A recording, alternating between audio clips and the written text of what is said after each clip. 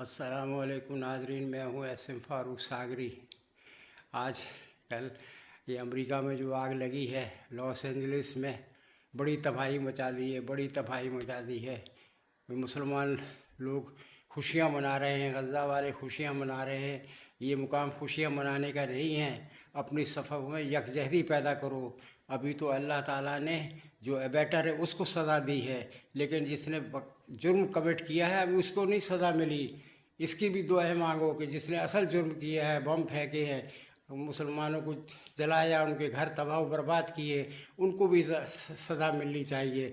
لہذا زیادہ خوشیاں نہ مناؤ، یہ اللہ کا کام ہے، اللہ سننے والا ہے، اللہ ہر ایک کی سنتا ہے۔ اسی بات ثابت ہو گئی، اگر یہ عذاب ہے تو یہ اللہ تعالیٰ نے آپ کا اس کو دیا ہے، کچھ صلہ دینے کی کوشش۔ لیکن آپ یاد رکھیں کہ ابھی تو شام میں بہت بڑی آگ بھڑکنے والی ہے، جو قیامت کی نشانیوں میں سے ایک ہے۔ اس آگ سے خوف کھائے اور مسلمان آپس میں یکجہتی پیدا کریں، آپ اس میں پیار محبت سے رہے، تاکہ یہ ہے کہ ہم ان کا مقابلہ کر سکیں۔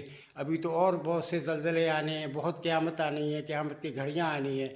لہذا کسی کے غم میں خوشی نہیں منانی چاہیے۔ بے شک وہ جو مرضی کرے، وہ خوشی گائیں، منائے، ناچے گانے، جو مرضی گائیں، لیکن یہ ہے کہ مسلمانوں کی یہ روایت نہیں ہے۔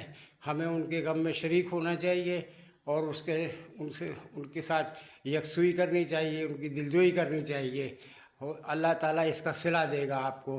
لہذا میں یہی چاہوں گا کہ ایک مسلمان سارے ممالک ایک دوسرے کے ساتھ یکجہتی پیدا کر لے، ایک ساتھ مل کے رہے۔ آمین۔